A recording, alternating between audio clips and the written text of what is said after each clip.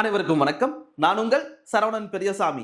இந்த வீடியோல எதை பத்தி பார்க்க போறோம்னா ஃபண்டமெண்டல் ரைட்ஸ், அதாவது அடிப்படை உரிமை. நமது அரசியலமைப்பு ஒவ்வொரு இந்திய குடிமகனுக்கும் பல்வேறு விதமான அடிப்படை உரிமைகளை பார்த்தா கொடுத்திருக்கிறாங்க. சில உரிமைகள் பார்த்தா நம்மளுடைய சமத்துவத்தை பத்தி சொல்லக்கூடியது, சில உரிமைகள் நம்மளுடைய கலாச்சாரத்தை பத்தி சொல்லக்கூடியது, சில உரிமைகள் மக்களுடைய சுதந்திரத்தை பத்தி சொல்லக்கூடியது. இது மாதிரி பல்வேறு விதமான அடிப்படை உரிமைகளை பாத்தீங்கன்னா நமது அரசியலமைப்பு ஒவ்வொரு இந்திய குடிமகனுக்கும் கொடுத்திருக்கிறாங்க. இந்த எல்லா விதமான உரிமைகளை பத்தி இந்த ஒரே வீடியோல ரொம்ப டீட்டெயிலா பார்க்கலாம். வாங்க கரண்ட்டுக்குள்ள போலாம். ஃபண்டமெண்டல் ரைட் எந்த பார்ட்ல இருக்குன்னு கேட்டாங்கன்னா பார்ட் 3ங்க. சரிங்களா? பகுதி 3 இந்திய அரசியலமைப்புல பகுதி 3 எதை பத்தி சொல்லக்கூடியதாமா? அடிப்படை உரிமைகளை பத்தி சொல்லக்கூடியது. பொதுவா இந்த மொத்த அடிப்படை உரிமைகளை பார்த்தா என்ன சொல்றாங்களாமா? இந்தியாவின் மகா சாசனம். சரிங்களா? மொத்த அடிப்படை உரிமைகளை பாத்தீங்கன்னா மேக்னா கார்ட்டா ஆஃப் இந்தியா அப்படிங்கிற வார்த்தையில பாத்தீங்கன்னா கோட் பண்றாங்க. அப்படி பார்க்கும்போது எத்தனை விதமான அடிப்படை உரிமைகள் இருக்குதுன்னு பார்த்தோம்னா ஆர்டிகல் 12 இருந்து 35 வரையில் இருக்கக்கூடியது. சரிங்களா? ஆர்டிகல் 12 இருந்து 35 வரையில் இருக்கக்கூடியது எல்லாமே அடிப்படை உரிமை தொடர்புடையது. ஒரிஜினல் நம்ம கான்ஸ்டிடியூஷன் உருவாக்கும் போது எத்தனை விதமான அடிப்படை உரிமைகள் இருந்ததுன்னா 7 விதமான அடிப்படை உரிமைகள். தற்போது நடைமுறையில் பார்த்தா எத்தனை விதமான அடிப்படை உரிமை இருக்குதாமா? 6 விதமான அடிப்படை உரிமை. அப்பனா அடிப்படை உரிமை அப்படின்னு பார்க்கும்போது நம்ம கான்ஸ்டிடியூஷன்ல எந்த பார்ட் அப்படின்னு கேட்டாங்கன்னா பார்ட் 3. பொதுவா அடிப்படை உரிமை பார்த்தா கான்ஸ்டிடியூஷன்ல என்ன கோட் பண்றாங்க நம்ம சொல்லும் போது மேக்னா கார்ட்டா ஆஃப் இந்தியா, இந்தியாவின் மகா சாசனம் என்று அழைக்கப்படுவது எதுன்னு கேட்டா அடிப்படை உரிமையை தான் சொல்லணும். ஒரிஜினலா நம்ம கான்ஸ்டிடியூஷன் உருவாக்கும் போது எத்தனை விதமான அடிப்படை உரிமை இருந்ததாமா? 7 விதமான அடிப்படை உரிமைகள் தான் இருந்திருக்கு. ஆனா இப்ப கரண்ட்ல தற்போது நடைமுறையில எத்தனை விதமான அடிப்படை உரிமை மட்டும்தான் இருக்குதாமா? 6 விதமான அடிப்படை உரிமை மட்டும்தான் இருக்கு. சரியா? அப்பனா அடுத்த கொஸ்டின், அந்த ஒரு அடிப்படை உரிமை எது, என்ன ஆச்சு அப்படின்னு பார்க்கணுமா? அதான் அடுத்த ஸ்லைட்ல வச்சிருப்பேன். ரைட் டு ப்ராப்பர்ட்டி, சொத்துரிமை இருக்குது பாத்தீங்களா? அது ஆர்டிகல் 31. இது பார்த்தா அடிப்படை உரிமையில தான் இருந்தது. பல்வேறு பிரச்சனைகள் ஆகுது. அதாவது சுதந்திரம் கொடுத்ததுக்கு பிறகு பெரும்பாலான நில உரிமை பாத்தீங்கன்னா யார்கிட்ட இருக்கு? ஜமீன்தாரி குறுநில மன்னர்கள்ட்ட இருக்குமா? அரசு ஏதாச்சும் வெல்ஃபேர் ப்ரோக்ராம் எடுக்கணும், பெரிய டேம் கட்டணும், ரோட் ப்ராஜெக்ட், இதற்கு நிலம் கேட்கும் போது அவங்க கொடுக்கணும்ன்றாங்க, மறுப்பாங்க. ஏன்னு கேட்டா சொத்துரிமை பார்த்தா எங்க இருக்குதாமா? அடிப்படை உரிமையில் இருக்குது. அரசுனால அவங்கள்ட்ட இருந்து வாங்க முடியல. ஏன்னா பாத்தீங்கன்னா அடிப்படை உரிமையில கை வச்சா எங்கே டைரக்டா போய் அப்ரோச் பண்ண முடியும்? உச்ச நீதிமன்றத்தில். அப்படி பார்க்கும்போது அரசாங்கம் என்ன பண்றாங்க? அந்த ரைட் டு ப்ராப்பர்ட்டி இருக்கு பாத்தீங்களா? ஆர்டிகல் 31 அது அடிப்படை உரிமையில இருந்து நீக்கி லீகல் ரைட் அப்படிங்கிற ஒரு ஏரியால மாத்துறாங்க. எந்த வருஷம் மாற்றப்பட்டதுன்னு கேட்பாங்க. 1978 44th கான்ஸ்டிடியூஷன் அமெண்ட்மெண்ட் ஆக்ட், 44வது முறையாக இந்திய அரசியலமைப்பு பார்த்தா திருத்துறாங்க. எந்த வருஷம்? 1978. அடிப்படை உரிமையிலிருந்து அதை என்னவா மாத்திட்டாங்களாமா? லீகல் ரைட்டா மாத்திட்டாங்க. அப்ப நான் புதுசா ஒரு ஆர்டிகலை உருவாக்குறாங்க. என்னன்னு கேட்டாங்கன்னா 300A. சரியா? அப்பனா அந்த இடத்துல ரைட் டு ப்ராப்பர்ட்டி பார்த்தா எங்க மாத்திட்டாங்க? 300A அப்படிங்கிற ஒரு ஆர்டிகலை மாத்தி இருப்பாங்க. என்ன பார்ட் அப்படின்னு கேட்டாங்கன்னா பார்ட் 12. சரியா? இது பாத்தீங்கன்னா PYQ தான், நிறைய முறை கேட்ட கொஸ்டின் தான். அப்பனா ஒரிஜினலா கான்ஸ்டிடியூஷன் உருவாக்கும் போது எத்தனை விதமான அடிப்படை உரிமை இருந்ததாமா? 7 விதமான அடிப்படை உரிமை. தற்போது எத்தனை விதமான அடிப்படை உரிமை இருக்குதாமா? 6 விதமான அடிப்படை உரிமை. அப்பனா எந்த ஒரு உரிமை எடுத்துட்டாங்களாமா? சொத்துரிமை இருக்கும் பாத்தீங்களா? ஆர்டிகல் 31 அது பாத்தீங்கன்னா அடிப்படை உரிமையிலிருந்து நீக்கி என்னவா மாத்திட்டாங்க? லீகல் ரைட்டா மாத்திட்டாங்க. அப்பனா அதற்கான ஆர்டிகல் கேட்பாங்க. ஆர்டிகல் பாத்தீங்கன்னா 300A. ரொம்ப ரொம்ப முக்கியமானது. இந்த அடிப்படை உரிமையை பத்தி பார்க்கும்போது 1931 சரிங்களா? 1931ல INC உடைய ஒரு மாநாடு எங்க நடக்குது அப்படின்னு கேட்டாங்கன்னா கராச்சி. ஒவ்வொரு வருடத்துடைய இயர் எண்ட்ல பாத்தீங்கன்னா INCக்கு ஏதோ ஒரு இடத்துல பாத்தீங்கன்னா வருஷ கடைசி டிசம்பர் மாசம் ஏதோ ஒரு இடத்துல சப்மிட் நடக்குமா? அப்பனா 1931ல INC உடைய மீட்டிங் பார்த்தா எங்க நடக்குதாமா? கராச்சி. அங்கதான் பாத்தீங்கன்னா அடிப்படை உரிமைகளை பத்தி சில தீர்மானங்கள் கொண்டு வரப்பட்டது. கேட்பாங்க, எந்த காங்கிரஸ் செஷன் பாத்தீங்கன்னா அடிப்படை உரிமைகளை பத்தி தீர்மானம் கொண்டு வரப்பட்டது அப்படின்னு கேட்டாங்கன்னா கராச்சி காங்கிரஸ் செஷன். அதனுடைய தலைமை யாருன்னு கேட்டாங்கன்னா சர்தார் வல்லபாய் பட்டேல். சரியா? கராச்சி காங்கிரஸ் செஷனுடைய தலைமை யாராமா? சர்தார் வல்லபாய் பட்டேல். அடுத்தது பல்வேறு விதமான உரிமைகள் இருக்குதா? அதை பத்தி பேசிக்கா பார்த்துட்டு உள்ள ரொம்ப டீட்டெயிலா பார்க்கலாம். சமத்துவத்தை பத்தி சொல்லக்கூடியது ரைட் டு ஈக்குவலிட்டி அப்படின்னு கேட்டாங்கன்னா ஆர்டிகல் 14 இருந்து 18 வரை. நம்மளுடைய ரைட் டு ஃப்ரீடம் அதாவது சுதந்திர உரிமையை பத்தி சொல்லக்கூடியது ஆர்டிகல் 19 இருந்து 22. சமத்துவம்னா எல்லாரும் வந்து பாத்தீங்கன்னா சட்டத்துக்கு முன்னால சமம், யாரும் வந்து பாத்தீங்கன்னா வேறுபாடு பார்க்க கூடாது அப்படிங்கிறது எல்லாமே வந்து பாத்தீங்கன்னா 14 இருந்து 18 வரையும் சொல்லியிருப்பாங்க. சுதந்திர உரிமை நாம பேசக்கூடியதா இருக்கலாம், நடமாடக்கூடியதா இருக்கலாம், அதாவது கூட்டங்கள் கூடக்கூடியதா இருக்கலாம், இது எல்லாமே வந்து பார்த்தா நம்மளுடைய சுதந்திரம். இது எல்லாமே 19 இருந்து 22க்குள்ள வச்சிருப்பாங்க. அடுத்தது சுரண்டலுக்கு எதிரான உரிமை. ரெண்டே விஷயம் தான். ஒன்னு ஃபோர்ஸ்டு லேபர், கட்டாயமா வந்து பார்த்தா உடல் உழைப்பு சுரண்டுறது. இன்னொன்னு சைல்டு லேபர், சரியா, குழந்தை தொழிலாளர்களை பத்தி சொல்லக்கூடியது. இது எல்லாமே வந்து பாத்தீங்கன்னா ஆர்டிகல் 23, 24 வச்சிருப்பாங்க. சரியா, ஒன்னு சமத்துவ உரிமை, இரண்டாவது சுதந்திர உரிமை, மூன்றாவது சுரண்டலுக்கு எதிரான உரிமைகள். அடுத்தது பாருங்க, சமய சுதந்திர உரிமை, right to freedom of religion. சரியா, மத சார்புடைய உரிமைகள். யாரு எந்த மதத்தை வேணாலும் ஃபாலோ பண்ணலாம், ஃபாலோ பண்ணாமையும் இருக்கலாம், அந்த மத சார்புடைய நிர்வாகமா இருக்கலாம். இது எல்லாமே வந்து பாத்தீங்கன்னா மத சார்புடைய உரிமையில வச்சிருப்பாங்க. ஆர்டிகல் 25 இருந்து 28 வரையிலுங்க, 25 இருந்து 28 வரையில இருக்கக்கூடியது எல்லாமே வந்து பாத்தீங்கன்னா சமய சுதந்திர உரிமை. அடுத்தது கலாச்சாரம் மற்றும் கல்விக்கான உரிமை. சரிங்களா, கல்ச்சர் அண்ட் எஜுகேஷன் ரைட்ஸ் அப்படிங்கிறாங்க. ஆர்டிகல் 29 இருந்து 30, 29, 30. சிறுபான்மை மக்கள் வந்து பார்த்தா அவங்க கல்வி கற்பதற்கான உரிமை, கல்வி நிறுவனங்கள் ஏற்படுத்தி நிர்வாகம் செய்வதற்கான உரிமை. அது மட்டும் இல்லாம சிறுபான்மை மக்களுடைய மொழியா இருக்கலாம், எழுத்து வடிவமா இருக்கலாம், கலாச்சாரத்தை பாதுகாக்கக்கூடியது. இது எல்லாமே வந்து பார்த்தா அவங்களுடைய ஒவ்வொருத்தருடைய கடமைகளாக அடிப்படை உரிமைகளை வச்சிருக்கிறாங்க. சரிங்களா, இதான் கல்ச்சர் அண்ட் எஜுகேஷன் ரைட். அடுத்தது, மேல குறிப்பிட்ட இந்த உரிமைகள்லாம் நமக்கு கிடைக்கலைன்னா டைரக்டா நம்ம எங்க போக முடியுமாமா? உச்ச நீதிமன்றமே போக வழிவகை செய்கிறது. பொதுவா நாம எந்த ஒரு கேஸா இருந்தாலுமே முதல்ல கீழமை நீதிமன்றம், அங்க முடியலன்னா வந்து பாத்தீங்கன்னா தாலுகா ரேஞ்சில் முடியலன்னா டிஸ்ட்ரிக்ட் மேஜிஸ்ட்ரேட்ட போவாங்க. டிஸ்ட்ரிக்ட் மேஜிஸ்ட்ரேட் வந்து பாத்தீங்கன்னா முடியல, மேல்முறையீடு எங்க வருவோம்? ஹைகோர்ட்டுக்கு வருவோம். அங்கேயும் முடியாத பட்சத்துல உச்ச நீதிமன்றம் போக முடியுமா? இதுதான் பாத்தீங்கன்னா கோர்ட்டினுடைய நடைமுறை. ஆனா அடிப்படை உரிமை மட்டும் ஒரு தனி மனிதனுக்கு பாதிக்கப்பட்டால், இந்திய குடிமகனுக்கு ஃபண்டமெண்டல் ரைட் ஏதாச்சும் கிடைக்காத பட்சத்தில் அவர் நேரடியாக எங்க அணுக முடியுமாமா? உச்ச நீதிமன்றம் போக முடியும். அது மட்டும் இல்லாம உயர் நீதிமன்றத்துக்கும் போக முடியும். அப்பனா அரசியலமைப்பு ரீதியான தீர்வு அப்படிங்கிறாங்க. ஆர்டிகல் 32 வந்து பாத்தீங்கன்னா அடிப்படை உரிமை பாதிக்கப்பட்டா உச்ச நீதிமன்றம் செல்வதற்கான உரிமை கொடுக்குறாங்க. சரிங்களா, அதே அடிப்படை உரிமை பாதிக்கப்பட்டால் உயர் நீதிமன்றம் ஹைகோர்ட் போவதற்கான உரிமை வந்து பாத்தீங்கன்னா ஆர்டிகல் 226. இந்த ரெண்டு ஆர்டிகல் ரொம்ப ரொம்ப முக்கியங்க. ஆர்டிகல் 32 வந்து பாத்தீங்கன்னா உச்ச நீதிமன்றம் சென்று அடிப்படை உரிமைகள் நம்ம என்ன பண்ண முடியும்? பெற முடியும். அதே உயர் நீதிமன்றம் செல்வதற்கான வழிமுறை வந்து பார்த்தா எந்த ஆர்டிகல் அதிகாரம் தருதாமா? ஆர்டிகல் 226. ரொம்ப ரொம்ப முக்கியமான ஒரு ஆர்டிகலுங்க. இந்த ரெண்டுமே அடிக்கடி கேட்டுக்கிட்டே இருப்பாங்க. சரி, ஓகேங்க. அடுத்தது பாருங்க, ஆர்டிகல் 12 இருந்து கிட்டத்தட்ட 35 வரை இருக்கக்கூடியது எல்லாமே வந்து பாத்தீங்கன்னா ஃபண்டமெண்டல் ரைட் அப்படின்னு பார்த்திருப்போம்ல. சரி, ஓகே. நம்ம 14 இருந்தா அடிப்படை உரிமைகளுக்கான சீரிஸ் துவங்குது. அப்பனா அதுக்கு முன்னால 12, 13 சில ஆர்டிகல் இருக்குதா, அதை பத்தி கோட் பண்றேன். ஆர்டிகல் 12ங்க, அரசு என்றால் என்ன? டெஃபினிஷன் ஆஃப் ஸ்டேட் அப்படிங்கிறாங்க. சரியா, நம்ம இதுல வந்து பார்த்தா புக்ல ரீசெண்டா நம்ம பொதுவா சில இடத்துல ஆர்டிகல் கொடுத்து டெஃபினிஷன் கேட்பாங்கன்னா டெஃபினிஷன் கொடுத்து ஆர்டிகல் கேட்பாங்க. ஆனா ரீசெண்டா ஒரு எக்ஸாம்ல அந்த ஆர்டிகல் 12ல அரசு என்பதற்கான விளக்கத்துல யாரெல்லாம் வருவாங்க அப்படிங்கிற மாதிரி ஒரு ஸ்டேட்மெண்ட்டை கேட்டிருக்கிறாங்க. சரியா, ஆர்டிகல் 12 எதை பத்தி சொல்லக்கூடியதாமா?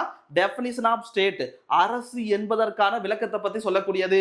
இந்த அரசு என்பதற்கான விளக்கத்துல யாரெல்லாம் வராங்க அப்படின்னு கேட்டாங்கன்னா மத்திய அரசு, இரண்டாவது மாநில அரசு, மூன்றாவது உள்ளாட்சி அமைப்புகள், நான்காவது அரசியலமைப்பு சார்ந்த மற்றும் சாராத பகுதிகள். சரியா, அதாவது எலெக்ஷன் கமிஷனா இருக்கலாம், யூபிஎஸ்சியா இருக்கலாம், ஜுடிஷியரியா இருக்கலாம், இது மாதிரி பல்வேறு அமைப்புகள் இருக்கிறாங்க பாத்தீங்களா, இவங்க எல்லாமே வரக்கூடியது. அப்பனா சென்ட்ரல் கவர்மெண்ட் வராங்க, அரசு என்பதற்கான விளக்கத்துல சென்ட்ரல் கவர்மெண்ட் இருக்கிறாங்க. அடுத்தது ஸ்டேட் கவர்மெண்ட் வராங்க. மூன்றாவது வந்து பாத்தீங்கன்னா லோக்கல் பாடிஸ். சரிங்களா, உள்ளாட்சி அரசாங்கம். நான்காவது கான்ஸ்டிடியூஷன், அதுக்கப்புறம் நான் கான்ஸ்டிடியூஷன் பாடி. சரியா, அரசியலமைப்பு சார்ந்த சாராத பகுதிகள். இவங்க எல்லாரும் உள்ளடங்கியதுக்கு தான் பெயர் என்னவாமா? அரசு என்பதற்கான விளக்கம். சரியா, ரொம்ப முக்கியமானது. அடுத்தது ஆர்டிகல் 13, ரொம்ப ரொம்ப முக்கியமான ஒரு ஆர்டிகலுங்க. லா கன்ஃப்ளிக்டிங் வித் ஃபண்டமெண்டல் ரைட், அடிப்படை உரிமைகளுக்கு முரண்பாடாக இருக்கக்கூடிய சட்டங்கள் வந்து பாத்தீங்கன்னா இல்லாத நிலையா கொண்டு வருவாங்க. அதாவது ஃபண்டமெண்டல் ரைட்டை பாதிக்கிற மாதிரி எந்த ஒரு சட்டம் இயற்ற முடியுமான்னு கேட்டா இயற்ற முடியாது. அதை பத்தி சொல்லக்கூடியதான் ஆர்டிகல் 13. ஃபண்டமெண்டல் ரைட்டை பாதிக்கிற மாதிரி எந்த ஒரு சட்டத்தை கொண்டு வர முடியுமான்னு கேட்டா கொண்டு வர முடியாது. அப்பனா 13ல 2 சப் கிளாஸஸ் வச்சிருப்பாங்க. சரிங்களா, அந்த சப் கிளாஸஸ் 13 கிளாஸ் 1 எதை பத்தி சொல்லுதாமா? அரசியலமைப்பு துவங்கும் முன்பு உள்ள சட்டங்கள், நம்ம கான்ஸ்டிடியூஷன் உருவாக்குறதுக்கு முன்னால் இருக்கக்கூடிய சட்டங்கள். அப்பனா எப்ப உருவாக்கப்பட்டது? பிரிட்டிஷ் டைம்ல உருவாக்கக்கூடிய சட்டங்கள் அடிப்படை உரிமைக்கு முரணாக இருந்தால் அவை இல்லாத நிலை அப்படின்ட்டாங்க. அதாவது நம்ம கான்ஸ்டிடியூஷன் 1950 ஜனவரி 26 நடைமுறைக்கு வந்துருச்சு. அப்பனா இதுக்கு முன்னால வந்து பார்த்தா சில சட்டங்கள் இருந்துதான் கேட்டா இருந்தது. எப்போ உருவாக்கப்பட்டது? பிரிட்டிஷ் டைம்ல உருவாக்கப்பட்ட சட்டங்கள். இந்த சட்டங்கள் வந்து பாத்தீங்கன்னா நம்ம இப்ப உருவாக்கப்பட்ட ஃபண்டமெண்டல் ரைட்டை பாதிக்கிற மாதிரி இருந்ததுன்னா அந்த சட்டங்கள் என்ன நிலையாமா? இல்லாத நிலை, ரிப்பீல் ஆயிரும் அப்படிங்கிறாங்க, ரத்து செஞ்சிருவாங்க. அதே 13 கிளாஸ் 2 எதை பத்தி சொல்லுதாமா? எதன் பிறகு அரசியலமைப்பு உருவாக்கப்பட்ட பிறகு உருவாக்கக்கூடிய புதிய சட்டங்கள், அதாவது அடிப்படை உரிமைகளை பறிப்பதாக புதிய சட்டம் இயற்றப்பட்டால் அவை இல்லாத நிலை அப்படின்ட்டாங்க. அதாவது 13 எதை பத்தி சொல்றாங்க? ஃபண்டமெண்டல் ரைட்டை வயலேட் பண்ற மாதிரி சட்டங்கள் உருவாக்க முடியுமான்னு கேட்டா உருவாக்க முடியாது. அதுல 13 கிளாஸ் 1 எதை பத்தி சொல்லுதாமா? நம்ம கான்ஸ்டிடியூஷன் உருவாகிறதுக்கு முன்னாலேயே எப்போ உருவாக்கப்பட்ட சட்டங்கள்? பிரிட்டிஷ் டைம்ல உருவாக்கக்கூடிய சட்டங்கள், பிரிட்டிஷ் டைம்ல உருவாக்கப்பட்ட சட்டங்கள் அடிப்படை உரிமைகளை பாதிக்கிற மாதிரி இருந்தால் அது இல்லாத நிலை. இது 13 கிளாஸ் 1. அதே 13 கிளாஸ் 2 எதை பத்தி சொல்லுது? கான்ஸ்டிடியூஷன் உருவாக்கிட்டோம், இதன் பிறகு உருவாக்கக்கூடிய சட்டங்கள், சரிங்களா, அது ஏதாச்சும் நம்ம ஃபண்டமெண்டல் ரைட்டை வயலேட் பண்ற மாதிரி இருந்தா, அடிப்படை உரிமைகளை பாதிக்கிற மாதிரி இருந்தா அதுவும் இல்லாத நிலை அப்படின்ட்டாங்க. இதுதான் வந்து பாத்தீங்கன்னா 13 கிளாஸ் 2. ரெண்டும் ரொம்ப முக்கியம். அப்பனா என்ன சொல்ல வராங்க? அடிப்படை உரிமைகளை வந்து பாத்தீங்கன்னா பறிப்பதாக புதிய சட்டம் ஏதாச்சும் போட முடியுமா? போட முடியாது. அதைத்தான் வந்து பாத்தீங்கன்னா 13ல சொல்றாங்க. சரி, ஓகே. இதுக்கப்புறம் நம்ம வழக்கமா இருக்கக்கூடிய ஒவ்வொரு ரைட்டை வந்து பாத்தீங்கன்னா டீட்டெயிலா பார்க்கலாம். முதல் இருக்கக்கூடியது வந்து பாத்தீங்கன்னா சமத்துவ உரிமை, சரிங்களா. முதல் இருக்கக்கூடியது சமத்துவ உரிமை. ஆர்டிகல் ரேஞ்ச் என்னங்க? 14 இருந்து 18 வரை இருக்கக்கூடியது எல்லாமே வந்து பாத்தீங்கன்னா சமத்துவத்தை பத்தி பேசக்கூடியது. அப்ப நான் பொதுவா எதுக்கு முன்னால எல்லாரும் சமம் அப்படிங்கிற ஒரு கொஸ்டின் ஃபர்ஸ்ட் கொஸ்டினா வருதா? அப்பனா லா முன்னால எல்லாரும் சமம், சட்டத்திற்கு முன்பு அனைவரும் சமம். அதான் ஃபர்ஸ்ட் கீ பாயிண்டா உள்ள வச்சிருக்காங்க. ஆர்டிகல் 14 எதை பத்தி சொல்லுதாமா? சட்டத்திற்கு முன்பு அனைவரும் சமம் அப்படிங்கிறாங்க. Equality before law. எல்லாத்துக்கும் வந்து பாத்தீங்கன்னா சட்டம் தான் பாஸ். சட்டத்துக்கு மேல வந்து பார்த்தா யாருமே கிடையாது. நீங்க பதவிகள் மாறலாம், பல்வேறு நபர்கள் வரலாம் போறலாம், ஆனா எல்லாத்துக்கு தலைமை மேல யாரு தான் இருப்பாங்களாமா? சட்டம் தான் இருக்கு. சட்டப்படி தான் வந்து பார்த்தா எந்த ஒரு நபரும் வந்து பாத்தீங்கன்னா செயல்பட முடியும். அதான் சொல்லிட்டாங்க, சட்டத்திற்கு முன்பு அனைவரும் சமம். இது ஆர்டிகல் 14. அடுத்தது ஆர்டிகல் 15 பாருங்க. சாதி, சமயம், இனம், பால்பட்சம் காட்டாமை. ஒரு நபர் எந்தெந்த விதத்துல வந்து பார்த்தா பிரிச்சு பார்க்க கூடாதுன்னு சொல்லிட்டாங்க. முதல்ல எல்லாரும் வந்து பார்த்தா சட்டத்துக்கு முன்னால சமம் அப்படியாச்சு. நீ அடுத்த கொஸ்டின் வருமா? எதெல்லாம் வச்சு பிரிக்க கூடாதுன்னு அதான் சொல்லிட்டாங்க. ரிலீஜன் வச்சு பார்க்க கூடாது, கேஸ்ட் வச்சு பிரிக்க கூடாது, ரேஸ், சரிங்களா, செக்ஸ், அதுக்கப்புறம் பிளேஸ் ஆஃப் பர்த், இதெல்லாம் வச்சு ஒரு தனி மனிதனை வந்து பாத்தீங்கன்னா பிரிச்சு பார்க்க கூடாது. இதுதான் வந்து பாத்தீங்கன்னா ஆர்டிகல் 15ல சொல்லக்கூடியது. அடுத்தது 15ல வந்து பாத்தீங்கன்னா சில சப் கிளாஸஸ் கொடுத்திருக்காங்க. இன்னும் ஏதாச்சும் வந்து பாத்தீங்கன்னா அதுல பிரிவினை இருக்குதா அப்படின்னு பாத்தீங்கன்னா பல்வேறு சப் கிளாஸஸ்ல வந்து பார்த்தா சொல்லியிருப்பாங்க. 15 சப் கிளாஸஸ் 1 எதை பத்தி சொல்லுது? மதம், இனம், சாதி, பாலினம், பிறந்த இடம் ஆகிய காரணங்களின் அடிப்படையில் எந்த ஒரு குடிமகனிடம் அரசு பாகுபாடு காட்டக்கூடாது, சரிங்களா. அதாவது வந்து பாத்தீங்கன்னா குடிமகனுக்கு சில பாகுபாடு எதெல்லாம் வச்சு காட்டக்கூடாதாமா? அவங்களுடைய ரிலீஜன் பேஸ் பண்ணியா இருக்கலாம், ரேஸா இருக்கலாம், கேஸ்டா இருக்கலாம், செக்ஸா இருக்கலாம், பிளேஸ் ஆஃப் பர்த், இதை எதையும் வந்து பாத்தீங்கன்னா பாகுபாடு காட்டக்கூடாது. யார் அப்படின்னு கேட்டாங்கன்னா அரசுக்கு சொல்லக்கூடியது. அடுத்தது பொதுவாக ஒரு குடிமகன் நடமாடக்கூடிய இடங்கள், சரியா, கடைகளா இருக்கலாம், உணவகங்களா இருக்கலாம், விடுதிகளா இருக்கலாம், பொது இடங்கள், கிணறுகள், குளங்கள், சாலை போன்றவற்றை பயன்படுத்துவதில் பாகுபாடு காட்டக்கூடாது ஒரு தனி மனிதன், சரிங்களா. 15 கிளாஸ் 2 வந்து பாத்தீங்கன்னா ஒரு குடிமகன் வந்து பாத்தீங்கன்னா பொது இடங்கள் எந்தெந்த இடத்துல பயன்படுத்துவாராமா? பப்ளிக் பிளேஸா இருக்கலாம், ரெஸ்டாரண்டா இருக்கலாம், ஹோட்டலா இருக்கலாம், ஷாப்பா இருக்கலாம், சரியா, ரோடு, டேங்க், இது மாதிரி எந்த ஒரு இடத்துலயும் வந்து பாத்தீங்கன்னா அவரை வந்து பாத்தீங்கன்னா ஏதோ ஒரு காரணம் காட்டி, மேல குறிப்பிட்டத காரணம் காட்டி அவரை என்ன பண்ணக்கூடாதாமா? பாகுபடுத்த கூடாது அப்படிங்கிறாங்க. இதுதான் வந்து பாத்தீங்கன்னா 15 கிளாஸ் 2ல சொல்லக்கூடியது. அடுத்தது 15 கிளாஸ் 3 பெண்கள் மற்றும் குழந்தைகளின் நலனுக்காக அரசு சிறப்பு ஏற்பாடுகளை செய்யலாம். பெண்கள் மற்றும் குழந்தைகள் அவங்க வெல்ஃபேருக்காக ஸ்கீம் கொண்டு வரது, அவங்களுக்கான சில சட்ட திட்டங்கள் கொண்டு வரது, இது எல்லாமே வந்து பாத்தீங்கன்னா அரசு செய்யலாம். இதற்கான அதிகாரம் வந்து பார்த்தா எங்க கொடுக்குறாங்களாமா? 15 சப் கிளாஸஸ் 3ல சொல்றாங்க. முதல்ல வந்து பார்த்தா எதை சொல்ல வராங்க? அரசே வந்து பாத்தீங்கன்னா மதம் சார்புடையதோ, அதுக்கு அடுத்து இனம், சாதி, பாலினம் இதெல்லாம் வச்சு ஒரு குடிமகனை வந்து பாத்தீங்கன்னா பிரிச்சு பார்க்க கூடாது அப்படின்ட்டாங்க. குடிமகன் எந்த ஒரு பொது இடத்துல நடமாடினாலுமே இந்த ரீசன்ல காரணம் காட்டி அவங்க என்ன பண்ணக்கூடாது? பாகுபாடு காட்டக்கூடாது அப்படிங்கிறாங்க. மூன்றாவது பெண்கள் மற்றும் குழந்தைகள் நலனுக்காக அரசு சிறப்பு ஏற்பாடுகள் செய்யலாம். சில ஸ்பெஷல் ப்ரொவிஷன் வந்து பாத்தீங்கன்னா கொடுக்கலாமாமா. யாருக்கு? உமன், அதுக்கப்புறம் சில்ட்ரன், இவங்க 2 பேத்துக்குமே. 15 சப் கிளாஸஸ் 4ங்க. சமூக மற்றும் கல்வி ரீதியாக பிற்படுத்தப்பட்ட வகுப்பினர், அதுக்கப்புறம் ஷெட்யூல் காஸ்ட், ஷெட்யூல் ட்ரைப்ஸ் இருப்பாங்க பாத்தீங்களா, அவங்களுக்கு சிறப்பு ஏற்பாடுகள் அப்படிங்கிறாங்க. 15 சப் கிளாஸஸ் 4 என்ன சொல்ல வராங்களாமா, அதாவது சோசியலாமே எஜுகேஷன் வந்து பாத்தீங்கன்னா பேக்வர்டா இருக்கக்கூடிய சில நபர்கள், அதுக்கப்புறம் ஷெட்யூல் காஸ்ட், ஷெட்யூல் ட்ரைப், இவங்களுக்கு வந்து பாத்தீங்கன்னா ஸ்பெஷல் ப்ரொவிஷன் கொடுக்க அதிகாரம் இருக்குது. இதுல 15 சப் கிளாஸஸ் 4 இது எப்போது கொண்டு வரப்பட்டது அப்படின்னு கேட்டாங்கன்னா, முதலாக நம்ம அரசியலமைப்பை திருத்துறாங்க. ஃபர்ஸ்ட் கான்ஸ்டிடியூஷன் அமெண்ட்மெண்ட் ஆக்ட் எந்த வருடம் அப்படின்னு பார்க்கும்போது 1951ங்க. அடுத்தது 15 சப் கிளாஸஸ் 5 எதை சொல்ல வராங்க, சிறுபான்மை கல்வி நிறுவனங்களை தவிர, அதாவது மைனாரிட்டி அவங்களுடைய எஜுகேஷன் இன்ஸ்டிடியூட் இருக்கும் பாத்தீங்களா, அதை தவிர பிற கல்வி நிறுவனங்களில் இடஒதுக்கீடு வழங்கலாம். யாருக்கு அப்படின்னு பார்த்தோம்னா மேல பார்க்கக்கூடிய நபர்கள் தான். சரிங்களா, சோசியலாமே எஜுகேஷனாவுமே அதாவது பேக்வர்டா இருப்பாங்க பாத்தீங்களா அவங்களுக்கு, அதுக்கப்புறம் ஷெட்யூல் காஸ்ட், ஷெட்யூல் ட்ரைப்ஸ் இருப்பாங்க பாத்தீங்களா, இவங்க எல்லாத்துக்கும் வந்து பாத்தீங்கன்னா ரிசர்வேஷன் கொடுக்கலாம் அப்படிங்கிறாங்க.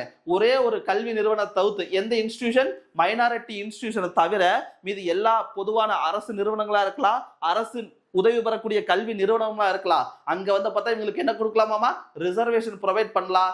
யாருக்கு அப்படின்னு கேட்டாங்கன்னா சோசியலாமு எஜுகேஷனாமு பேக்வர்டா இருக்கக்கூடிய மக்கள், அது மட்டும் இல்லாம ஷெட்யூல் காஸ்ட், ஷெட்யூல் ட்ரைப் மக்கள். இது எப்ப கொண்டு வரப்பட்டது? 2005 93வது முறையா நம்ம கான்ஸ்டிடியூஷன் வந்து பாத்தீங்கன்னா அமெண்ட்மெண்ட் பண்றாங்க. 93rd கான்ஸ்டிடியூஷன் அமெண்ட்மெண்ட் ஆக்ட் எப்போ? 2005. அதுலதான் இந்த சப் கிளாஸஸ் உள்ள கொண்டு வந்திருப்பாங்க. 15 சப் கிளாஸஸ் 5. அடுத்தது 15 சப் கிளாஸஸ் 6ங்க. இது எப்ப கொண்டு வரப்பட்டது? 2019 103வது முறையா நம்ம கான்ஸ்டிடியூஷன் வந்து பாத்தீங்கன்னா திருத்தம் செய்யறாங்களாமா. இந்த திருத்தம் ரொம்ப முக்கியமா இருந்தது. ஏன்னா பொது பிரிவினர் இருப்பாங்க பாத்தீங்களா, அவங்களையும் சில ஏழ்மையான நபர்கள் இருப்பாங்களா, அப்பனா ஜெனரல் கேட்டகரியில் இருக்கக்கூடிய எக்கனாமி வீக்கர் செக்ஷன், அதாவது வந்து பாத்தீங்கன்னா பொருளாதாரத்தில் பின்தங்கிய பிரிவினர் இருப்பாங்க பாத்தீங்களா, அவங்களுக்கு 10% வரை பாத்தீங்கன்னா இடஒதுக்கீடு வழங்கலாம் அப்படிங்கிற ஒரு வரைவை உள்ள கொண்டு வந்திருப்பாங்க. எப்ப அப்படின்னு கேட்டாங்கன்னா 2019. இதுதான் வந்து பாத்தீங்கன்னா 15 சப் கிளாஸஸ் 6. இது அடிக்கடி வந்து பாத்தீங்கன்னா குரூப் 1 குரூப் 2ல கேட்பாங்க சப் கிளாஸஸ், அதனால தெளிவா பாத்துங்க. அடுத்ததுங்க ஆர்டிகல் 16 அரசு வேலை வாய்ப்புகளில் சம வாய்ப்பு. சரிங்களா, அரசு வேலைகளில் வந்து பாத்தீங்கன்னா சமமான வாய்ப்பு அப்படிங்கிறாங்க. Equal opportunity in public employment. அரசு வேலை வாய்ப்புல வந்து பார்த்தா அனைவருக்கும் வந்து பாத்தீங்கன்னா சமமான வாய்ப்புகளை கொடுக்கணும், எந்த ஒரு பாகுபாடும் காட்டக்கூடாது. இதற்கான சில சப் கிளாஸஸ் கொடுத்துருக்காங்க. அதுல 16 சப் கிளாஸஸ் 1 16 கிளாஸ் 1 எதை பத்தி சொல்லுது, மாநிலத்தில் உள்ள எந்த ஒரு அலுவலகத்திற்கும் வேலை வாய்ப்பு மற்றும் நியமனங்களில் சமமான வாய்ப்பினை வழங்குதல். அதாவது ஸ்டேட்ல இருக்கக்கூடிய எந்த ஒரு வேலை வாய்ப்பா இருக்கலாம், அனைவருக்கும் வந்து பாத்தீங்கன்னா ஈக்குவல் ஆப்பர்ச்சுனிட்டி கொடுக்கணும். சரிங்களா, எந்த ஒரு பாகுபாடு இல்லாம சமமான வாய்ப்புகளை கொடுக்கணும். இதுதான் 16 கிளாஸ் 1 சொல்லக்கூடியது. அடுத்தது 16 சப் கிளாஸஸ் 2 எதை பத்தி சொல்லுது, எந்த ஒரு அரசு அலுவலகத்திலும் சாதி, மதம், இனம், பாலினம் மற்றும் பிறப்பிடம் போன்ற வாய்ப்பிற்கான தகுதிகளாக நிர்ணயம் செய்வதை தடை செய்கிறது. அதாவது கேஸ்ட் வச்சோ, ரிலீஜன் வச்சோ, சரிங்களா, இனத்தை வச்சோ, ஒரு பிறப்பிடத்தை வச்சோ அவங்களுக்கான வந்து பாத்தீங்கன்னா என்னவாமா ஒரு வாய்ப்பிற்கான ஒரு தகுதிகளாக வந்து பார்த்தா எதை பிக்ஸ் பண்ணக்கூடாதாமா, அரசு வேலை வாய்ப்புல வந்து பார்த்தா நிர்ணயம் செய்யக்கூடாது. அதை தடை செய்வதை வந்து பாத்தீங்கன்னா 16 சப் கிளாஸஸ் 2. சரிங்களா, 16 சப் கிளாஸஸ் 2 எதை பத்தி சொல்லுது, எந்த ஒரு அலுவலகத்திலும் சாதி, மதம், இனம், பாலினம் மற்றும் பிறப்பிடம் போன்றவை வாய்ப்பிற்கான தகுதிகளாக ரிசர்வேஷன் கொடுக்கல, ஆனா அதுதான் தகுதின்னு வந்து பாத்தீங்கன்னா நிர்ணயம் செய்ய முடியுமான்னு கேட்டா முடியாது. அடுத்தது 16 சப் கிளாஸஸ் 3 எதை பத்தி சொல்லுது, சில பதவிகளுக்கு குடியிருப்பு தகுதிகள் சரியா எந்த அளவிற்கு நிர்ணயிக்கலாம் என தீர்மானிக்கும் சட்டத்தை இயற்ற பாராளுமன்றத்திற்கு அதிகாரம் வழங்கப்பட்டுள்ளது. சில வேகன்சி வந்து பாத்தீங்கன்னா இந்த ரீஜன், இந்த ஏரியாவில் இருக்கக்கூடிய மக்கள் மட்டும்தான் அந்த தேர்வு எழுத முடியும் அப்படிங்கிற சில கிரைட்டீரியா வச்சிருப்பாங்களா. இப்ப தமிழ்நாடு ஸ்டேட் பப்ளிக் சர்வீஸ் கமிஷன்னா அதர் ஸ்டேட்ல எழுதுறவங்களுக்கு வந்து பார்த்தா என்னது வாய்ப்பு கொடுக்க மறுக்கிறாங்க. அதுக்கு பதிலா என்ன வச்சிருப்பாங்க, தமிழ்ல எழுதி அதை கிளியர் பண்ணணும்னு வச்சிருப்பாங்களா. அதே மாதிரிதான் சில பதவிகளுக்கு வந்து பாத்தீங்கன்னா இந்த ஏரியாவில் இருக்கக்கூடிய மக்கள் மட்டும்தான் எழுத முடியும். இப்படிங்கிற ஒரு நிர்ணயம் யாரால் நிர்ணயிக்கப்படலாம் அப்படின்னு கேட்டாங்கன்னா பாராளுமன்றம் அதற்கான அதிகாரத்தை வழங்குது அப்படிங்கிறாங்க, பார்லிமெண்ட் கொடுத்திருக்கிறாங்க. அடுத்தது 16 சப் கிளாஸஸ் 4 பிற்படுத்தப்பட்ட வகுப்பினருக்கு பணி நியமனத்தில் வந்து பாத்தீங்கன்னா இடஒதுக்கீடு. அதாவது பேக்வர்ட் கிளாஸஸ் இருப்பாங்க பாத்தீங்களா, அவங்களுக்கு வந்து பாத்தீங்கன்னா ரிசர்வேஷனை பத்தி சொல்லக்கூடியதை வந்து பாத்தீங்கன்னா 16 சப் கிளாஸஸ் 4 பிற்படுத்தப்பட்ட வகுப்பினருக்கு பணி நியமனத்தில் இடஒதுக்கீடு இதை பத்தி சொல்லக்கூடியதான் 16 சப் கிளாஸஸ் 4. அடுத்தது 4A 4Bன்னு 2 சப் கிளாஸஸ் உள்ள கொண்டு வராங்க. உயர் பதவிகளில் பட்டியல் மற்றும் பழங்குடியினர் பிரதிநிதித்துவம் குறைவாக இருந்தால், அதாவது ஹையர் பொசிஷன்ல வந்து பாத்தீங்கன்னா ஷெட்யூல் காஸ்ட் ஷெட்யூல் ட்ரைப்ஸ் இருப்பாங்க பாத்தீங்களா, அவங்களுடைய பங்களிப்பு மிக குறைவாக இருந்தால் பதவி உயர்வுகளிலும் இடஒதுக்கீடு வழங்க வழிவகை செய்கிறது. சரியா, பதவி உயர்வுல வந்து பாத்தீங்கன்னா என்ன பண்ணலாமா, ப்ரமோஷன்ல இந்த ரிசர்வேஷனை உள்ள கொண்டு வரலாம். இதை பத்தி சொல்லக்கூடியதா வந்து பாத்தீங்கன்னா 16 சப் கிளாஸஸ் 4A. அதே 4B எதை பத்தி சொல்லுதாமா, இது எப்ப கொண்டு வந்திருக்கிறாங்க, 1995 77 கான்ஸ்டிடியூஷன் அமெண்ட்மெண்ட் ஆக்ட்ல தான் வந்து பாத்தீங்கன்னா இந்த ஒரு இதை கொண்டு வந்திருப்பாங்க 16 சப் கிளாஸஸ் 4A. அடுத்தது 16 சப் கிளாஸஸ் 4B எதை பத்தி சொல்லுது, ஷெட்யூல் காஸ்ட் ஷெட்யூல் ட்ரைப் நிரப்பப்படாத பணியிடங்கள், அதாவது பேக்லாக் வேகன்சி அப்படின்னு சொல்லுவாங்க. இப்போ வந்து பார்த்தா ஒரு 40 வேகன்சி இந்த தடவை ஷெட்யூல் ட்ரைப் கொடுத்துருக்காங்கன்னு வைங்க, அதுல ஒரு 25 பேர் தான் வந்து பாத்தீங்கன்னா இந்த எக்ஸாம்ல எழுதி குரூப் எழுதி போறாங்க. மீதி ஒரு 15 வேகன்சி வந்து பாத்தீங்கன்னா ஃபில் பண்ணாமே இருக்குதா, அந்த வேகன்சியை அடுத்த தடவை எடுத்துட்டு போலாம். சரிங்களா, அவங்களுக்காக வேற யாருக்கு வந்து பார்த்தா கொடுக்க முடியுமான்னு கேட்டா கொடுக்க முடியாது. அதான் இங்க சொல்ல வராங்க. ஷெட்யூல் காஸ்ட் ஷெட்யூல் ட்ரைப் நிரப்பப்படாத பணியிடங்களை அடுத்த ஆண்டிற்கு எடுத்து செல்ல வழிவகை செய்கிறது. இது எப்ப கொண்டு வரப்பட்டது, 81st கான்ஸ்டிடியூஷன் அமெண்ட்மெண்ட் ஆக்ட் 2000. இந்த 2 பாயிண்ட்டுமே முக்கியங்க. அதாவது உயர் பதவியும் அதுக்கப்புறம் வந்து பாத்தீங்கன்னா அவங்களுக்கு பட்டியல் மற்றும் பழங்குடியினர் பிரதிநிதித்துவம் குறைவாக இருந்தால் அவங்களுக்கு ரிசர்வேஷன் கொடுக்கலாம்னு சொல்லக்கூடியது வந்து பாத்தீங்கன்னா 1995 77 கான்ஸ்டிடியூஷன் அமெண்ட்மெண்ட் ஆக்ட்.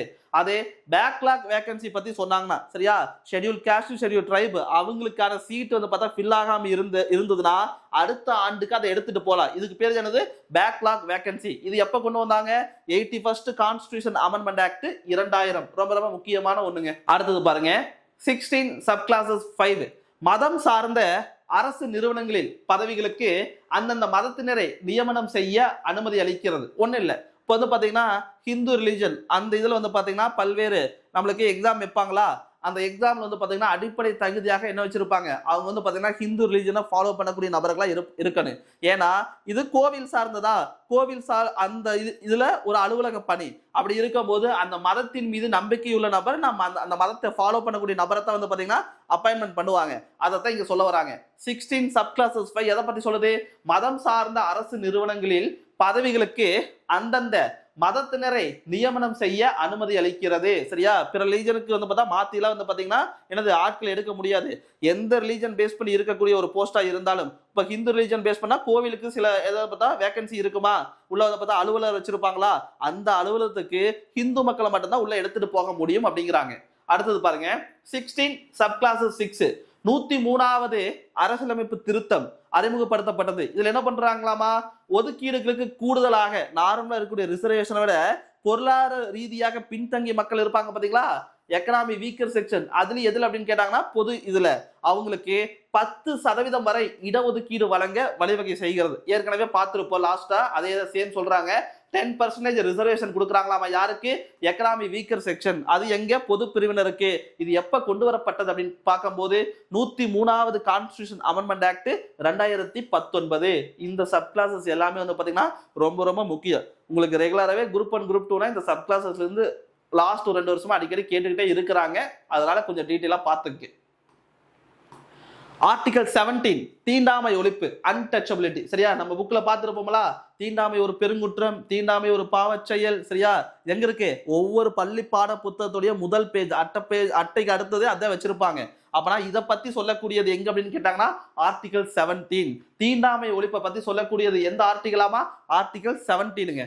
அடுத்தது ஆர்டிகல் 18 ராணுவ மற்றும் கல்வித்துறையில் வழங்கப்படும் பட்டங்களை தவிர பிற பட்டங்கள் ஒழிப்பு. இது எப்ப அப்படின்னு கேட்டா நம்மளுடைய கான்ஸ்டிடியூஷன் நடைமுறைப்படுத்த டைம்ல, பிரிட்டிஷ் டைம்ல பல்வேறு டைட்டில் வந்து பாத்தீங்கன்னா அவங்களுக்கு விசுவாசமா இருக்கக்கூடிய நபர்களுக்கு கொடுத்திருப்பாங்களா, அதாவது திவான், ராவ் பகதூர், சர் பட்டம்லா, அது எல்லாமே வந்து பாத்தீங்கன்னா நம்ம சுதந்திரத்துக்கு பிறகு நம்ம கான்ஸ்டிடியூஷன் உருவாக்கப்பட்ட பிறகு அது எல்லாமே செல்லாது. 2 டைட்டில் மட்டும் தான் பயன்படுத்த முடியும். நீங்க எஜுகேஷன் இன்ஸ்டிடியூட்ல படிச்சு ஏதாச்சும் டைட்டில் வாங்கி இருந்தா என்ன பண்ணலாம், அதை பயன்படுத்திக்கலாம். ராணுவத்துக்காக ஒர்க் பண்ணியிருந்தா அங்க கொடுக்கக்கூடிய டைட்டில்னா மெடல் இதெல்லாம் வந்து பார்த்தா நீங்க பயன்படுத்திக் கொள்ள முடியும். மீதி அனைத்து விதமான டைட்டில் வந்து பாத்தீங்கன்னா என்னதான் ஒழிக்கப்பட்டது. யாரால் கொடுக்கப்பட்டது? பிரிட்டிஷ் டைம் ஆங்கிலேயரால் கொடுக்கப்பட்ட பல்வேறு விதமான பட்டங்கள் ஒழிப்பு.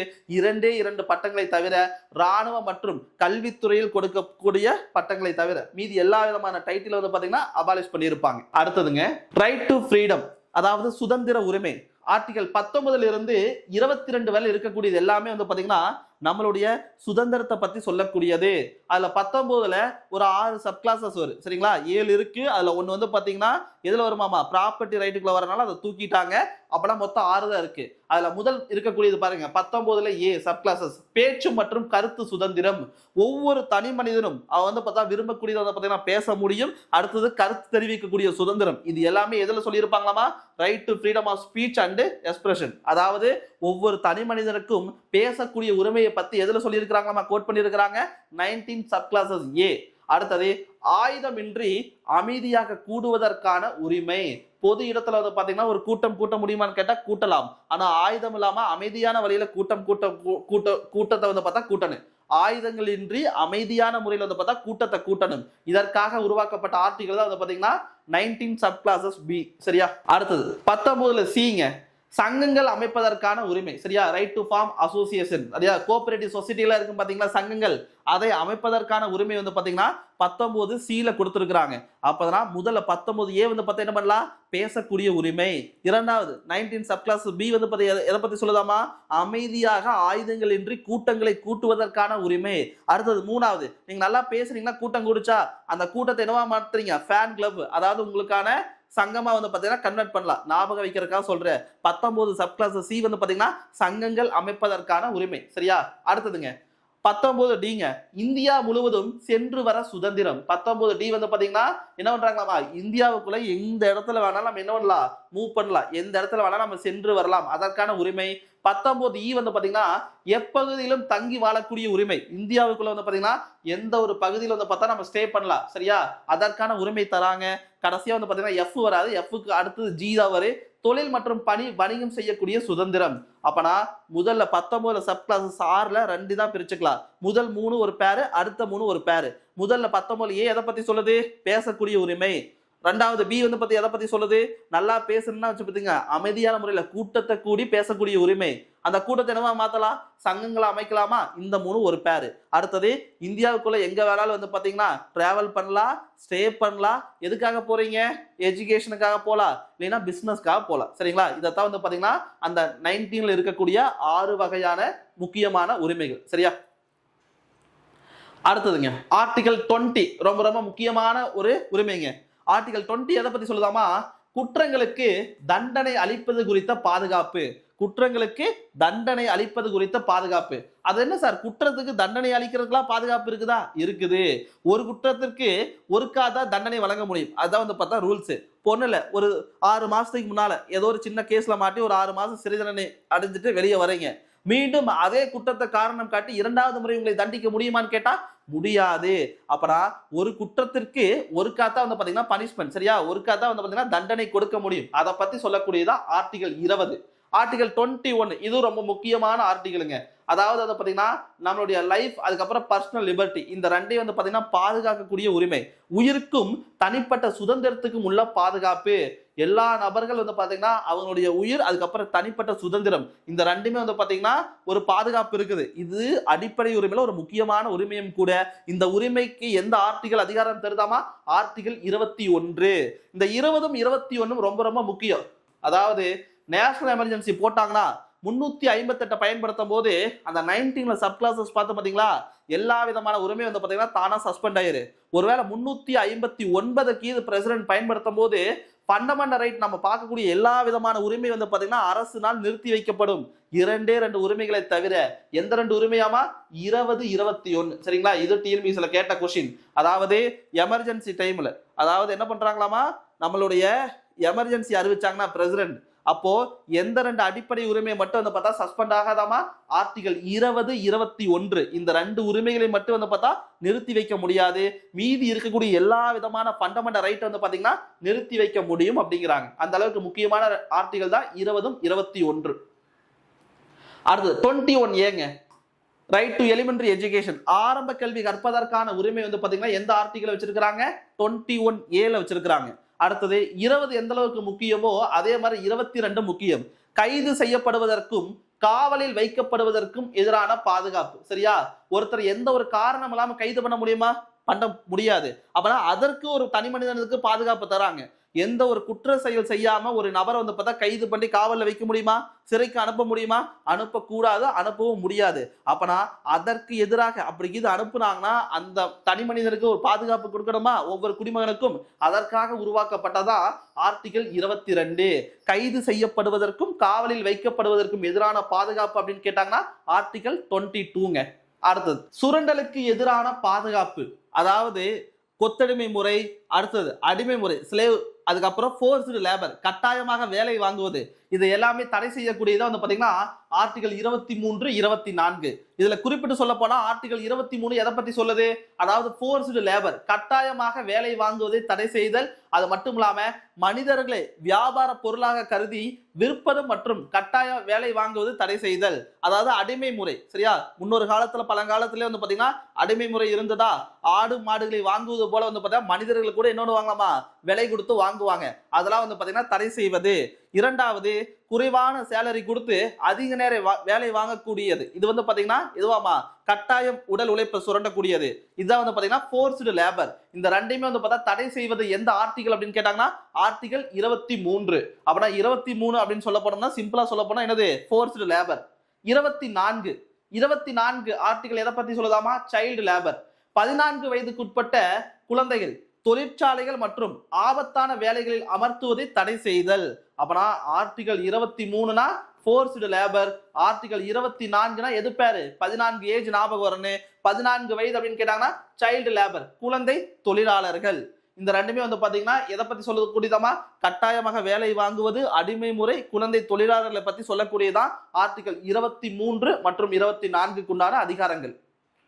சமய சுதந்திர உரிமை, ஆர்டிகல் 25 இருந்து 28 வரை இருக்கக்கூடிய எல்லாமே வந்து பாத்தீங்கன்னா ஒவ்வொருத்தரும் ஏதோ ஒரு சமயத்தை ஃபாலோ பண்றோம்ல, அதாவது பாத்தீங்கன்னா மத பிரச்சாரம் செய்யக்கூடிய உரிமை, அதை நிர்வாகம் செய்யக்கூடிய உரிமை, இது எல்லாமே வந்து பார்த்தா ஆர்டிகல் 25 இருந்து 28க்குள்ள வச்சிருக்காங்க.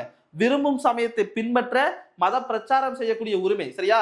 எந்த ரிலீஜியனாலும் நீங்க ஃபாலோ பண்ணலாம், அதற்குண்டான நடவடிக்கை வந்து பாத்தீங்கன்னா ப்ரொபகேட் பண்ணலாம். இந்த ரெண்டுமே வந்து பார்த்தா ஆர்டிகல் 25 அதிகாரம் தரக்கூடியது. ஆர்டிகல் 26 சமய விவகாரங்களை நிர்வகிக்கக்கூடிய உரிமை. சரியா? மத சார்புடைய சில மேனேஜ்மெண்ட் இருக்கு பாத்தீங்கன்னா, நிர்வாகம், அதை செய்யக்கூடிய உரிமை வந்து பாத்தீங்கன்னா ஒவ்வொரு மனிதனுக்கும் கொடுத்திருக்கிறாங்க. இது ஆர்டிகல் 26 சொல்லக்கூடியது. ஆர்டிகல் 27ங்க, சமய வளர்ச்சிக்காக வரி செலுத்தாமல் இருக்கக்கூடிய உரிமை. அதாவது 27 எதை பத்தி சொல்லுதாமா? சமய வளர்ச்சிக்காக வரி செலுத்தாமல் இருக்கக்கூடிய உரிமை. கடைசியா 28 சமய போதனைகளுக்கு செல்லாமல் இருக்கக்கூடிய உரிமை. அப்பனா 25 இருந்து 28 வரை இருக்கக்கூடியது எல்லாமே வந்து பாத்தீங்கன்னா நம்மளுடைய சமய சுதந்திரம், ரிலிஜன் ஃப்ரீடத்தை பத்தி சொல்லக்கூடியது. 25 என்ன பண்றாங்க? நீ எந்த சமயத்தை வேணா ஃபாலோ பண்ணிக்கோ, அதை ப்ரொபகேட் பண்ணிக்கோ. 26 எதை பத்தி சொல்றாங்க? அதற்குண்டான மேனேஜ்மெண்ட், நிர்வாகம் செய்யக்கூடிய உரிமை. 27 சமய வளர்ச்சிக்காக வரி செலுத்தாமல் இருக்கக்கூடிய உரிமை. 28 நீங்க எந்த ரிலிஜன் ஃபாலோ பண்ணாமே இருந்துக்கோ, அதை வந்து பார்த்தா அரசு கேட்குமான்னு கேட்டா கேட்காது, அது உன்னுடைய தனிப்பட்ட விருப்பம் அப்படிங்கிறாங்க. சரியா? 25 இருந்து 28 வரை இருக்கக்கூடியது எல்லாமே வந்து பாத்தீங்கன்னா சமய சார்புடைய சுதந்திரம்.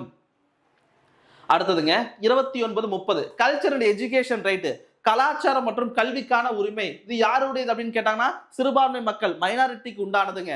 ஆர்டிகல் 29 சிறுபான்மையினர் அவங்களுடைய மொழியா இருக்கலாம், எழுத்தா இருக்கலாம், எழுத்து வடிவம் மற்றும் கலாச்சாரங்களை பாதுகாக்கக்கூடிய உரிமை வந்து பார்த்தா சிறுபான்மை மக்களுக்கு கொடுக்குறாங்க.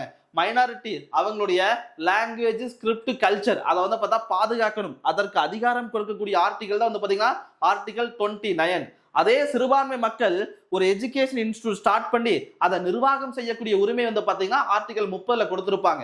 சிறுபான்மையர் கல்வி நிறுவனங்களை ஏற்படுத்தி அதை நிர்வாகம் செய்யக்கூடிய உரிமை அப்படின்னு கேட்டாங்கன்னா ஆர்டிகல் 30.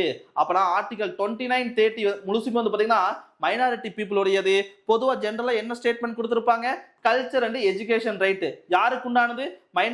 மைனாரிட்டி பீப்புளுக்கு உண்டானது. சிறுபான்மை மக்களுடைய கல்ச்சரா இருக்கலாம், கலாச்சாரமா இருக்கலாம், மொழி எழுத்து வடிவத்தை பாதுகாத்தோம்னா ஆர்டிகல் 29. அதே சிறுபான்மை மக்களுடைய எஜுகேஷன் இன்ஸ்டியூட் ஸ்டார்ட் பண்ணி கல்வி நிறுவனங்கள் துவங்கி அதை நிர்வாகம் செய்யக்கூடிய உரிமை வந்து பார்த்தா எந்த ஆர்டிகல் கொடுத்திருப்பாங்க?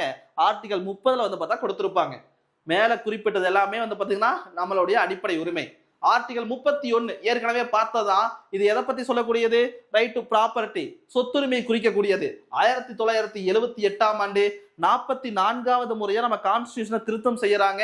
அதுல இந்த ஆர்டிகல் 31 இருக்கும் பாத்தீங்களா, அது மட்டும் இல்லாம 19 சப் கிளாஸஸ் எஃப் நம்ம பார்த்தோம்ல. சப் கிளாஸஸ் 19 வந்து பாத்தீங்கன்னா 6 தான் பார்த்திருப்போம். எஃப் மிஸ் ஆயிருக்குமா? இது எல்லாமே சொத்துரிமைக்கு உண்டானதுதான். இந்த 2 ஆர்டிகளை நீக்கிட்டாங்க. அதற்கு பதிலா 300A அப்படிங்கிற ஒரு சாதாரண சட்ட உரிமையாக வைக்கப்பட்டது.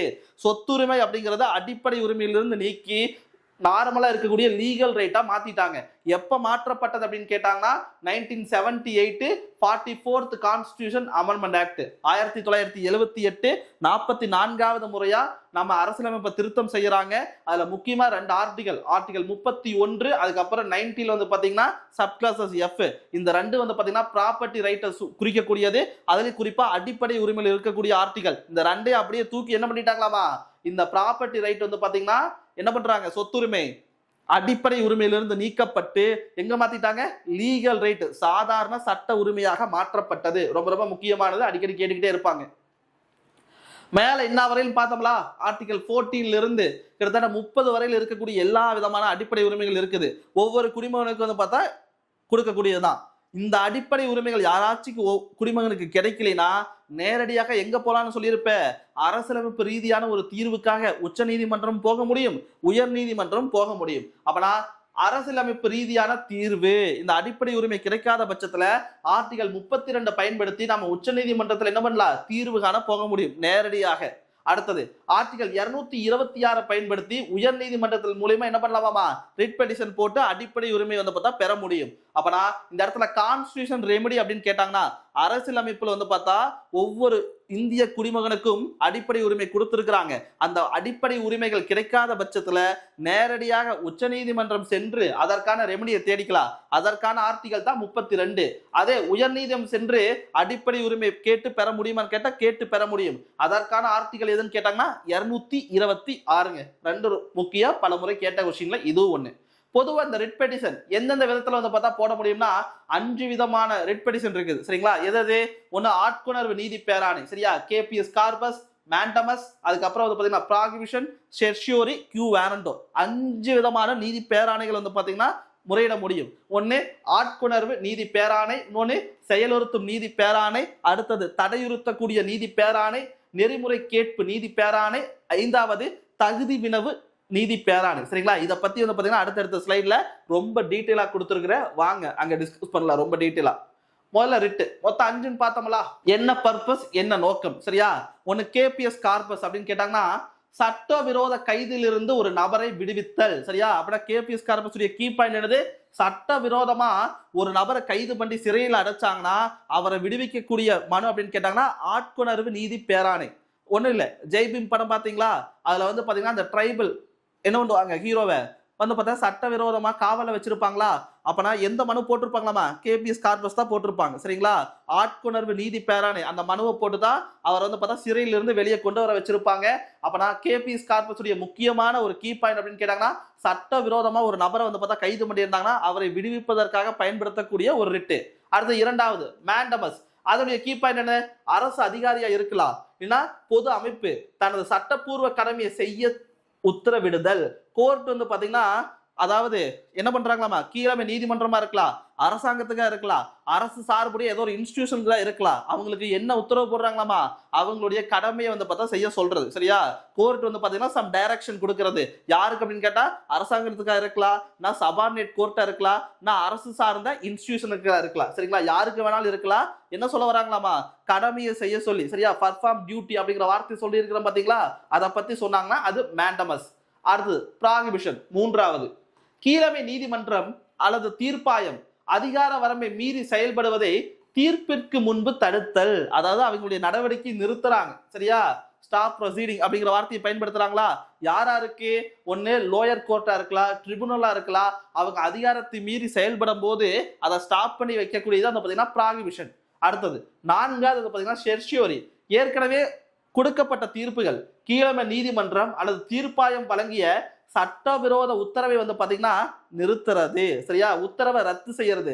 யாரு சொன்னது? ஒரு தீர்ப்பாயம் கொடுக்கப்பட்டதா இருக்கலாம், சபார்டினேட் கோர்ட்டால் வழங்கப்பட்ட தீர்ப்புகளா இருக்கலாம். அந்த தீர்ப்புகள் சட்ட விரோதமா இருந்தா அதை வந்து பாத்தீங்கன்னா உத்தரவை ரத்து செய்யக்கூடியதா வந்து பாத்தீங்கன்னா செர்ஷியோரி.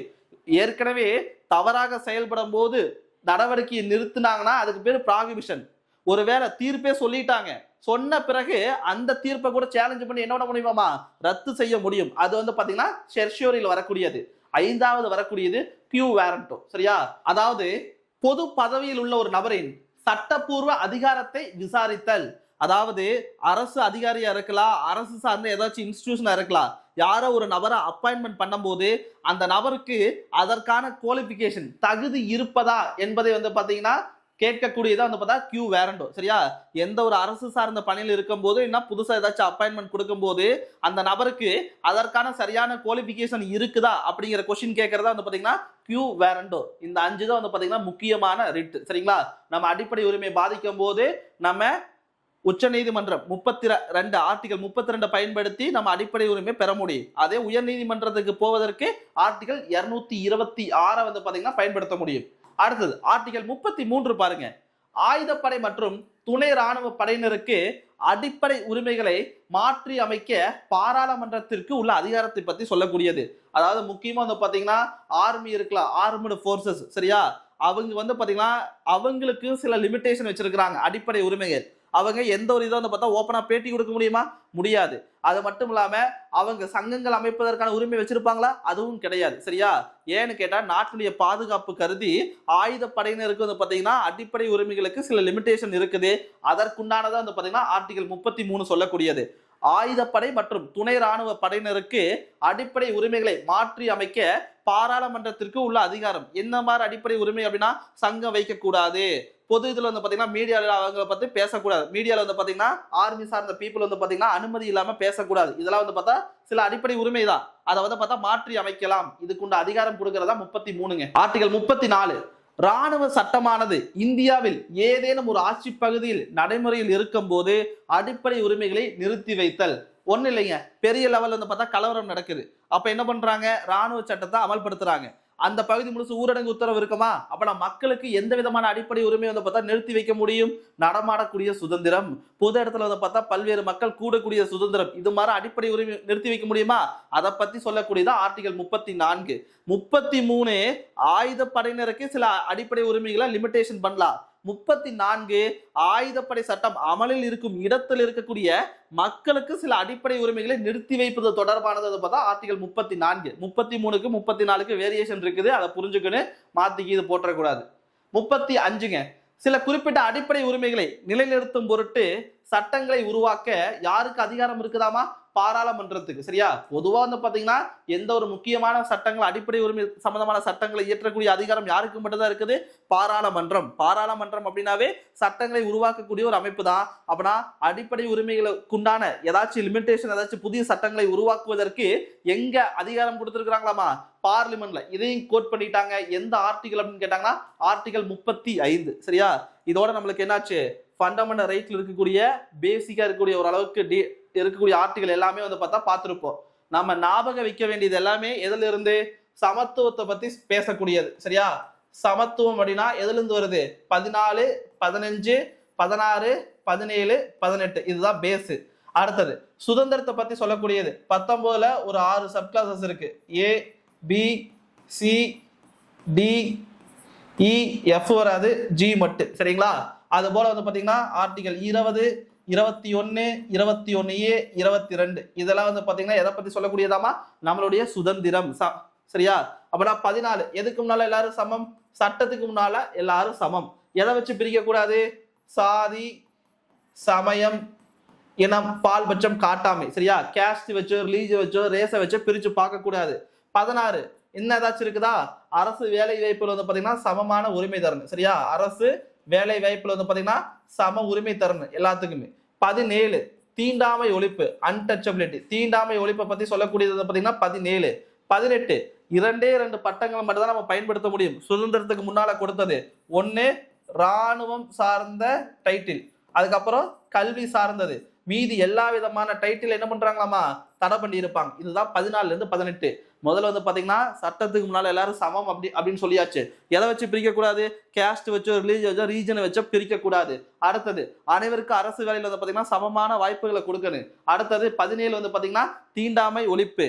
18 வந்து பாத்தீங்கன்னா ராணுவ மற்றும் கல்வி நிறுவனங்களுக்கு கொடுக்கக்கூடிய பட்டங்களை தவிர மீது அனைத்து விதமான டைட்டில் வந்து பார்த்தா ஒழிச்சிருப்பாங்க. யாரால் கொடுக்கப்பட்டது? பிரிட்டிஷ் டைம்ல கொடுக்கப்பட்ட டைட்டில். சரியா? இது 18. அடுத்தது 19ல 6 சப் கிளாஸஸ். முதல்ல என்ன பண்ணலாம்? பேசலாம். அடுத்தது ஆயுதம் இல்லாம கூட்டத்தை கூட்டி பேசக்கூடிய உரிமை. சரியா? ஆயுதம் இல்லாம கூட்டத்தை கூட்டி பேசக்கூடிய உரிமை. அந்த கூட்டத்தை என்னவா மாத்தலாம்? சங்கமா அமைக்கலாமா? சொசைட்டி. சரியா? கூட்டுறவு சங்கம் அமைக்கக்கூடிய உரிமை. சரியா? கூட்டுறவு சங்கம் அமைப்பதற்கான உரிமை. பேசலாம், ஆயுதம் இல்லாம கூட்டத்தை கூட்டி பேச முடியும். 19 அடுத்த சப் கிளாஸஸ் வந்து பாத்தீங்கன்னா என்ன பண்றதாமா? கூட்டுறவு சங்கங்கள் அமைப்பதற்கான உரிமை. அடுத்த 3, இந்தியாவுக்குள்ள எங்க வேணாலும் டிராவல் பண்ணலாம், ஸ்டே பண்ணலாம். எதுக்காக போறீங்க?